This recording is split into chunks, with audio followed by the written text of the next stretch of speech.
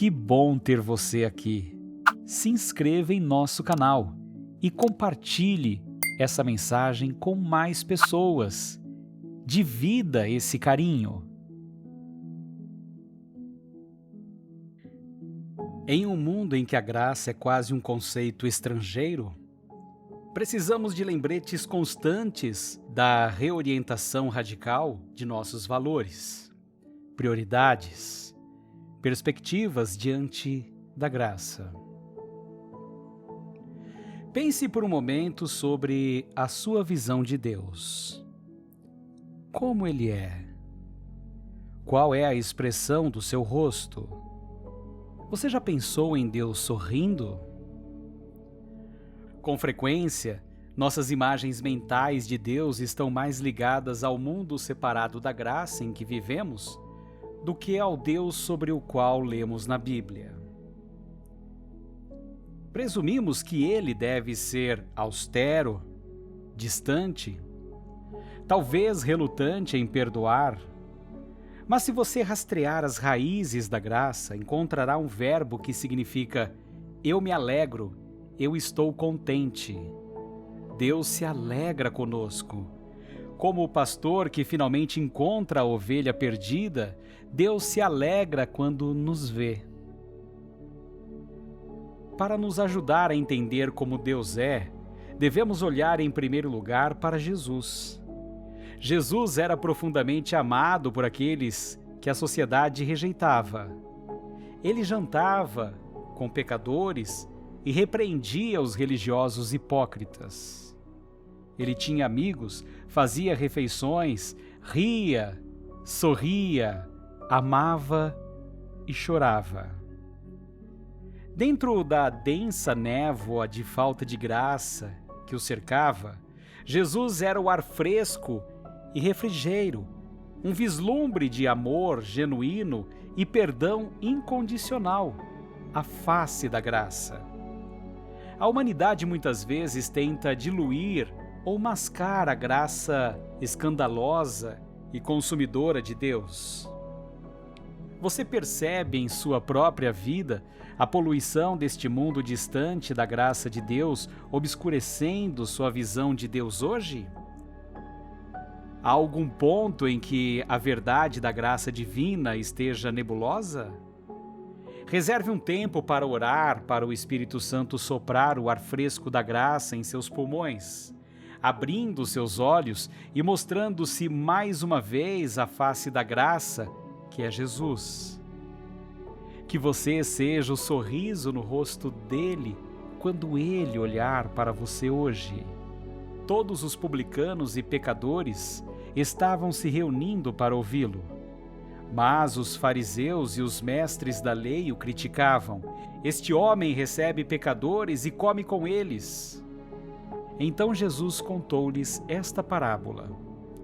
Qual de vocês, que possuindo 100 ovelhas e perdendo uma, não deixa as 99 no campo e vai atrás da ovelha perdida até encontrá-la? E quando a encontra, coloca alegremente sobre os ombros e vai para casa.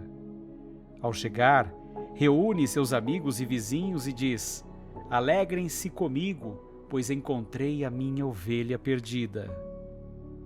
Eu lhes digo que da mesma forma haverá mais alegria no céu por um pecador que se arrepende do que por 99 justos que não precisam arrepender-se. Tente imaginar a parábola da ovelha perdida por um momento. O pastor procurou por toda a parte atrás de cada rocha, em cada vale.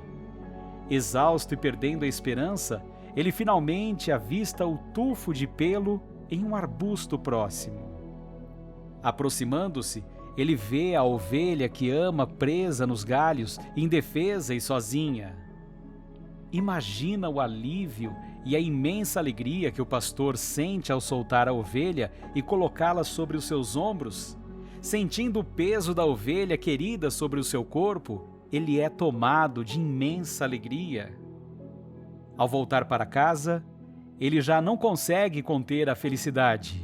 Com um enorme sorriso estampado no rosto, ele convida os amigos a família e todos que estão à vista para uma festa e uma comemoração. Sua ovelha finalmente está em casa. Essa parábola é um vislumbre de como Deus, nosso pastor celestial, se sente em relação a nós. Pense nisso.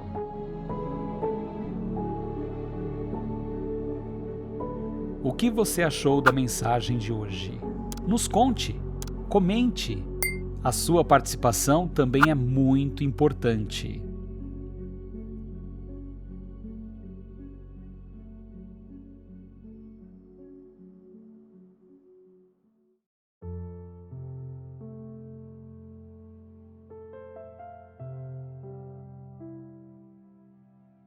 Que bom ter você aqui. Se inscreva em nosso canal e compartilhe essa mensagem com mais pessoas. Divida esse carinho. Um dos conceitos centrais da fé cristã é a graça de Deus. A graça de Deus é a forma como a Bíblia relata o amor generoso e incondicional que Deus tem por nós. É a noção radical de que não importa quantas vezes cometemos erros, não importa o quanto nos sintamos longe de Deus, Ele nos chama de volta ao arrependimento e nos abraça, sempre. A noção do amor de Deus vindo até nós gratuitamente, sem amarras, parece ir contra todos os instintos da humanidade. Somente Deus pode te amar com um amor incondicional que não depende de condições para te amar. Então, como podemos definir a graça de acordo com a Bíblia? Graça significa que o amor de Deus não depende de nossos esforços, do quanto oramos, adoramos, jejuamos, lutamos contra a injustiça, nada. E esse amor também não diminui ou acaba por causa do nosso pecado, não importa o quão grave ele seja. A graça significa que Deus já nos ama tanto quanto um Deus infinito pode amar, de forma totalmente incondicional. Não se engane, essa graça foi a coisa mais cara do mundo, custou a vida de Jesus. Mas, para nós, ela é totalmente gratuita. Tudo o que precisamos fazer é crer que Jesus veio e morreu em nosso lugar. Assim, recebemos a graça como um presente. É mais fácil entender a misericórdia do que a graça. A misericórdia consiste em não sermos tratados conforme merecemos. Não recebemos o castigo pelo nosso pecado. Por exemplo, se você for pego por excesso de velocidade, misericórdia é ser perdoado e liberado sem multa. Graça seria receber R$1.000 em vez da multa que você merecia. A realidade para os que são salvos em Cristo é receber a vida eterna na presença de Deus em troca do pecado. A graça que recebemos pela cruz nos torna limpos e nos aproxima de Deus, que nos ama incondicionalmente. Às vezes, pode ser difícil aceitar essa verdade sobre nós mesmos. Incondicionalmente, fechamos o coração e nos apegamos à nossa vergonha mais profunda. Ao fazer isso, nos escondemos de Deus e nos privamos da dádiva da graça. Pare por um momento agora para examinar o seu coração. Cerrando os punhos, imagine qualquer área de pecado ou vergonha que você possa estar guardando. Agora, lentamente, comece a abrir as mãos, liberando e entregando tudo a Deus. E, finalmente, com as mãos vazias e estendidas, receba novamente o dom da graça, derramando do céu generosamente sobre você. Você é profundamente amado. Deixe que a melodia da graça seja a trilha sonora da sua vida. De fato, no devido tempo, quando ainda éramos fracos, Cristo morreu pelos ímpios. Dificilmente haverá alguém que morra por um justo. Pelo homem bom, talvez alguém tenha coragem de morrer. Mas Deus demonstra o seu amor por nós. Cristo morreu em nosso favor quando ainda éramos pecadores. Como agora fomos justificados por seu sangue, muito mais ainda seremos salvos da ira de Deus por meio dele. Se quando éramos inimigos de Deus, fomos reconciliados com ele mediante a morte de seu Filho, quanto mais agora, tendo sido reconciliados, seremos salvos por sua vida. Não apenas isso, mas também nos gloriamos em Deus por meio do nosso Senhor Jesus Cristo, mediante de quem recebemos agora a reconciliação. A linguagem da graça na Bíblia sempre fala de grandeza, abundância e transbordar. Reserve um tempo agora para refletir sobre uma passagem bíblica e sobre a maneira generosa com que Deus derrama o seu amor. Vejam como é grande o amor que o Pai nos concedeu, que fôssemos chamados filhos de Deus. O que está te impedindo de receber a graça de Deus hoje? As palavras de outra pessoa ou a sua própria voz interior o convenceram de que você não pode receber esse tipo de amor? Peça a Deus para mudar isso e firmar em seu coração a verdade de que Ele é fiel às suas promessas e ama você com um amor eterno. Pense nisso. Tem alguma mensagem ou algum autor que você gostaria de ouvir aqui no Motivacional Diário? Nos conte nos comentários, que vamos providenciar. E não se esqueça de se inscrever em nosso canal no YouTube.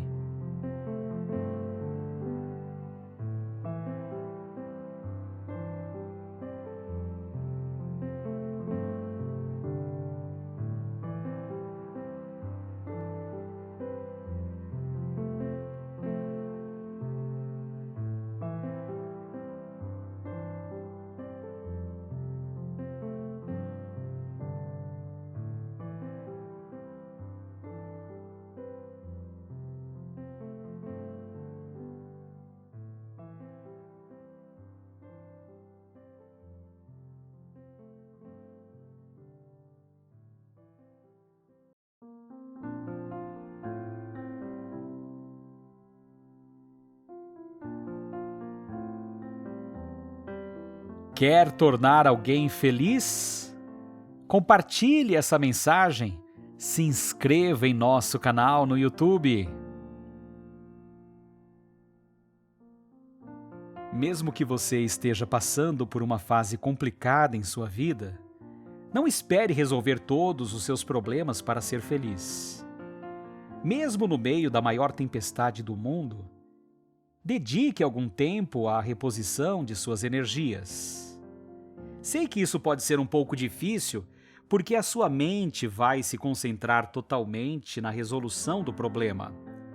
Mas tenha certeza de que tomar fôlego será fundamental para ter mais força de enfrentar essa adversidade. É essencial arejar a cabeça quando se está esgotado com as tarefas cotidianas.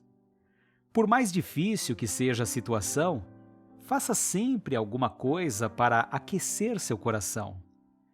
Muitas pessoas pensam que devem brincar com os filhos porque eles sentem a falta do pai. Pense de outra maneira.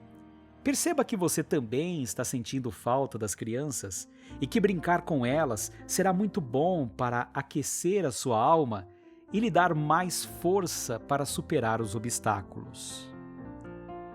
Olhe para os lados e procure no dia a dia os momentos que a vida lhe oferece para ser feliz. Mesmo que essas oportunidades se apresentam na forma de algo simples, como um pão quentinho com manteiga e um café com leite da padaria da esquina. Talvez você tenha perdido o dinheiro que lhe dava condições de viajar na primeira classe para todos os lugares do mundo, Talvez você não tenha mais condições de jantar nos restaurantes sofisticados aos quais estava acostumado. Se estiver aberto a ser feliz, porém, certamente encontrará formas mais simples, mas não menos alegres, de curtir a vida. Lembre-se de que as coisas mais importantes da vida são de graça. Um abraço do seu filho, o olhar da pessoa amada, um beijo carinhoso do seu pai, o almoço caprichado da mãe. Tudo isso é de graça.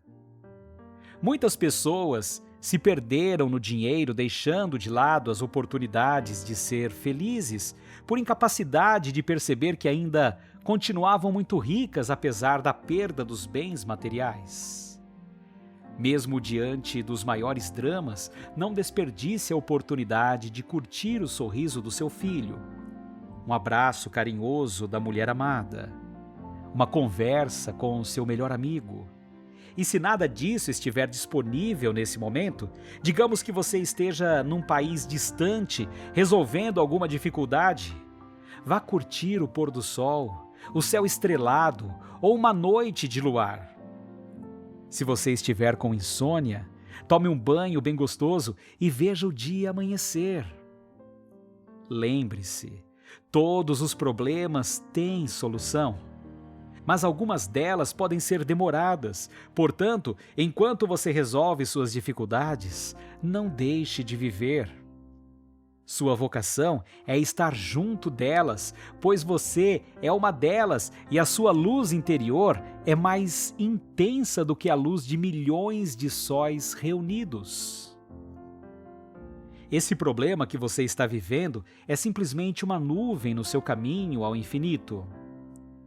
Acredite em você e tenha fé na sua vitória, que com toda certeza amanhã ela chegará.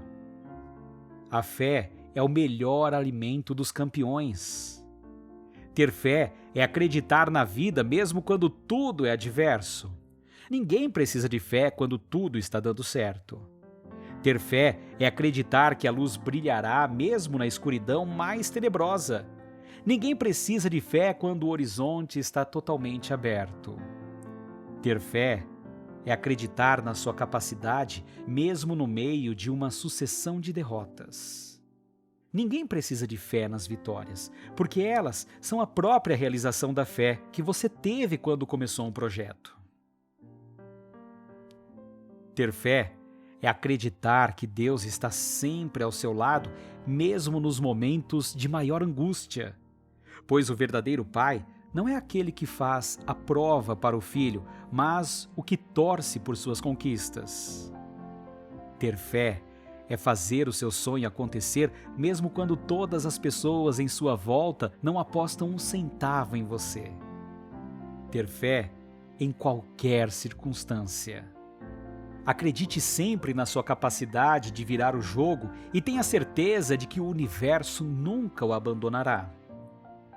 E lembre-se, por pior que seja o dia de hoje, sempre existe um amanhã. Pense nisso.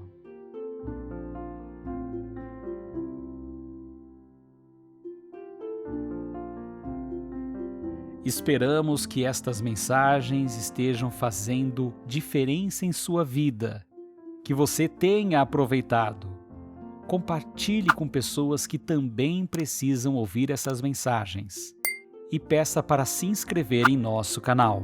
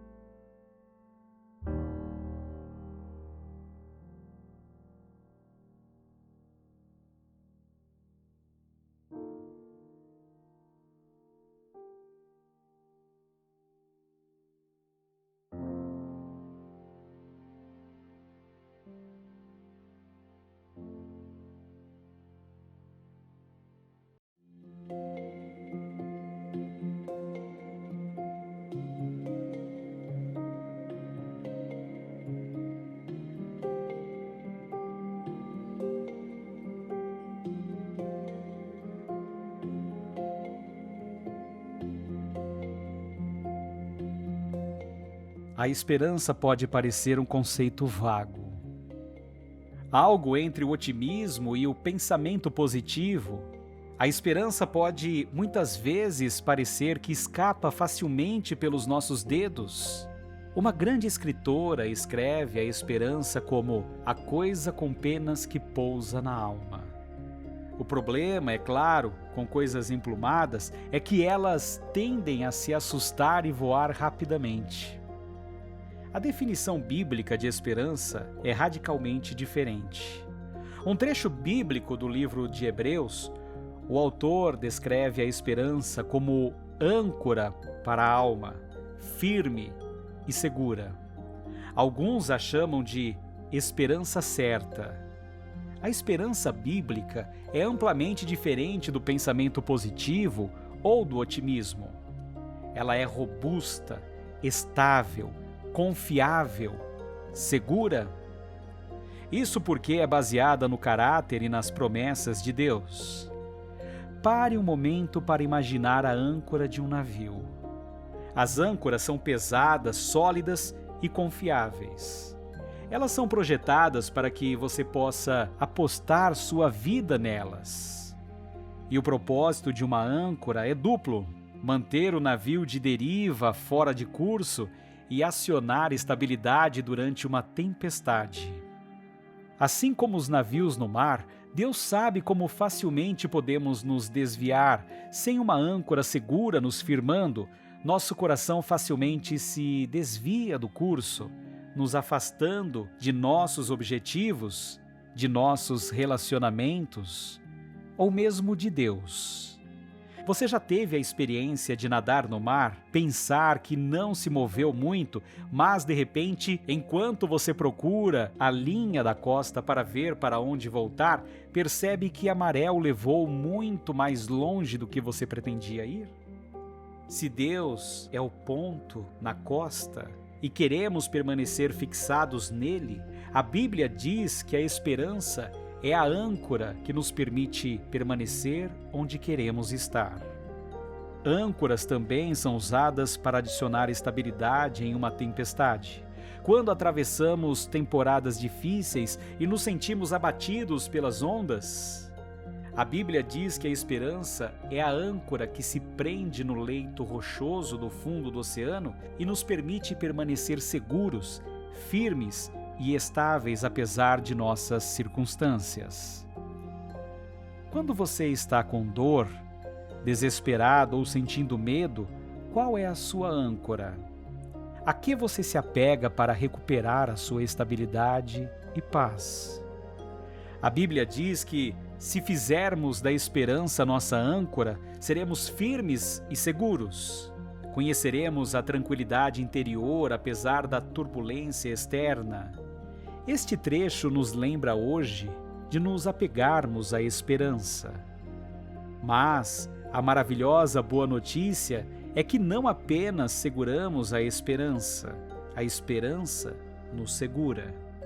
Querendo mostrar de forma bem clara a natureza imutável do seu propósito para com os herdeiros da promessa, Deus o confirmou com juramento, para que, por meio de duas coisas imutáveis, nas quais é impossível que Deus minta, sejamos firmemente encorajados, nós que nos refugiamos nele, para tomar posse da esperança a nós proposta.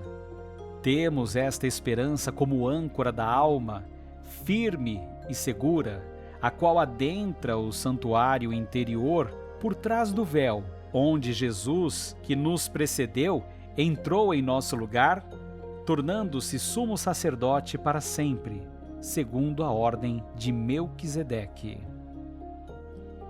Volte a sua atenção para Deus, Ele se alegra em você. Receba seu afeto novamente e permita que sua paz permeie seus sentidos. Descobrimos hoje que a esperança bíblica não é leve ou inconstante como a pena. Ela é pesada, sólida e segura. Não importa quão grandes sejam os problemas e desafios que você enfrenta hoje, você está ancorado em algo muito maior, muito mais significativo do que você sabe. O texto de hoje nos diz para tomarmos posse da esperança que nos é proposta. Como seria para você tomar posse da esperança hoje? Reflita sobre onde você pode precisar renovar sua esperança e lembre-se das promessas bíblicas de esperança. Reserve um momento para sentir-se segurado pela esperança. Pense nisso.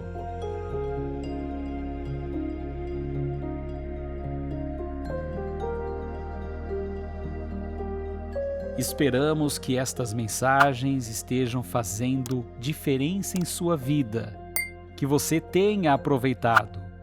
Compartilhe com pessoas que também precisam ouvir essas mensagens e peça para se inscrever em nosso canal.